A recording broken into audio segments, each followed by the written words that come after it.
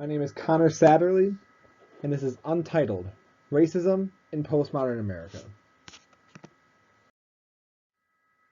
My presentation is on the work Untitled by Glenn Ligon from 1992. Untitled features a stencil aesthetic repeated phrase. I feel most colored when I am thrown against a sharp white background, abstracted into an increasingly blotchy, illegible, blackened mass as the viewer reads the piece from top to bottom. Part of a series of 4, Untitled measures at 23 9/16 inches by 15 3/4 inches and currently hangs in our very own Museum of Contemporary Art in downtown Chicago.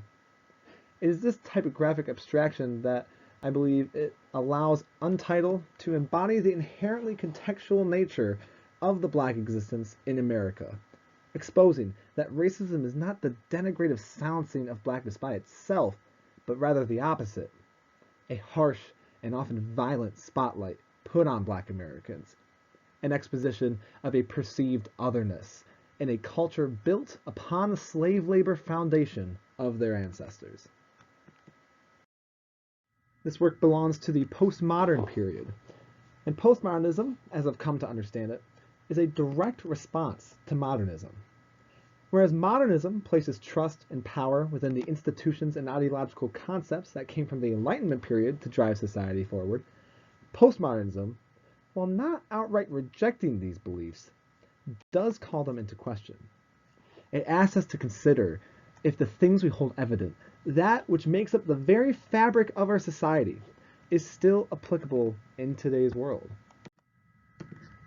And perhaps the most apparent postmodernist challenge to society today is that of social identity, leading to battles on social rights issues like sexism, racism, and queerphobia, to name a few.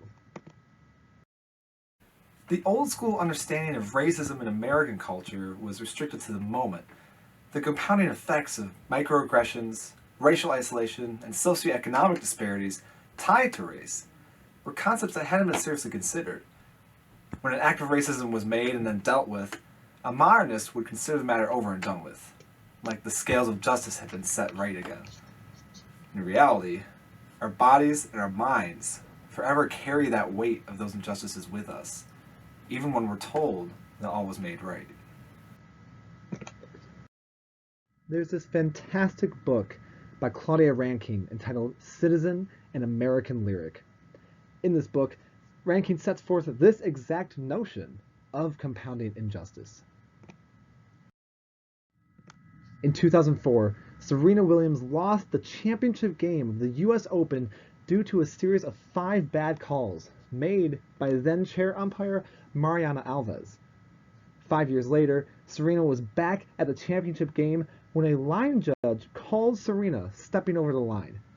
Even when all the commentators disagreed, the judge held their ground.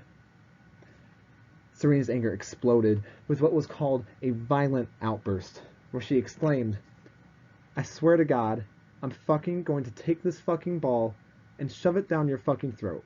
You hear that? I swear to God." Her punishment for this moment of manumission is the threatened point penalty, which resulted in the loss of the match, an $82,500 fine, plus a 2-year probationary period by the Grand Slam committee. Rankine follows with this paragraph. Perhaps the committee's decision is only about context, though context is not meaning. It is a public event being watched in homes across the world. In any case, it is difficult not to think that if Serena lost context by abandoning all rules of civility, it could be because her body, trapped in a racial imaginary, trapped in disbelief, code for being black in America, is being governed not by the tennis match she is participating in, but by a collapsed relationship that had promised to play by the rules. Perhaps this is how racism feels no matter the context. Randomly, the rules everyone else gets to play by no longer apply to you. And to call this out by calling out, "I swear to God," is to be called insane, crass, crazy, bad sportsmanship. A black woman thrown against a sharp white background.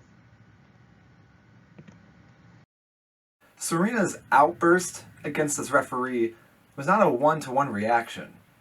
It wasn't a response to that specific umpire or that specific line judge.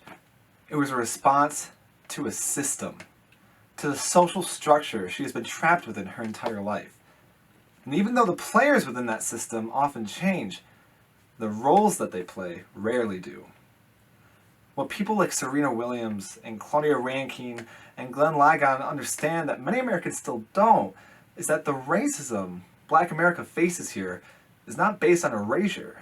It's based on division.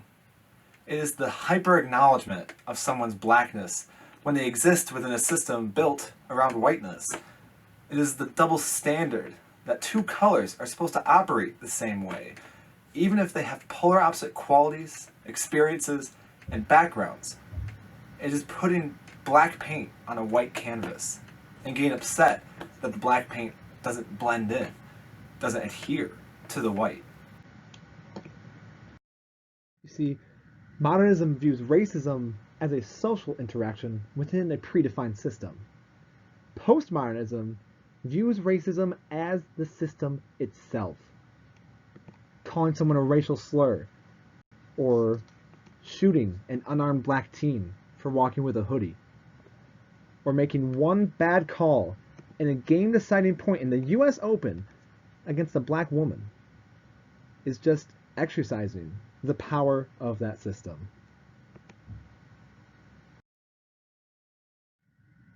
So where do we go from here? How do we fix a broken system this rigid? Dave Chappelle is an accomplished comedian, actor, writer, and producer. Perhaps most well known for his Comedy Central series Chappelle's Show, in 2007 Chappelle walked away from a $50 million fourth season re-up offer because he realized that he was being taken advantage of and didn't want to be a pawn in the corrupt Hollywood entertainment industry. Critics called him crazy. They said that he was smoking crack. Well, after 10 years, Chappelle re-entered the arena with 4 Netflix comedy specials tackling topical issues. In one of his most intimate and culturally poignant sets at the historic Warner Theater in Washington, D.C., Chappelle offers up his solution for America's problem with sexual assault and the Me Too movement. However, I think it is also applicable to our conversation. The cure for LA is in South Africa. You motherfuckers need truth and reconciliation with one another.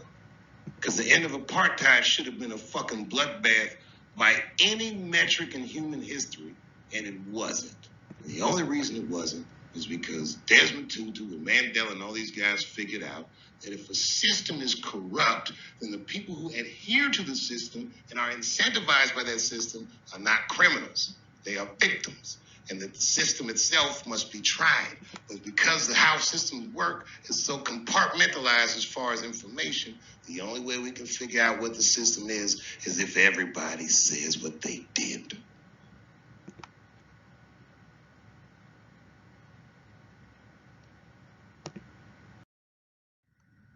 Artists like Glenn Ligon are helping America to realize that it is indeed the system itself which is causing our problems, not just individuals.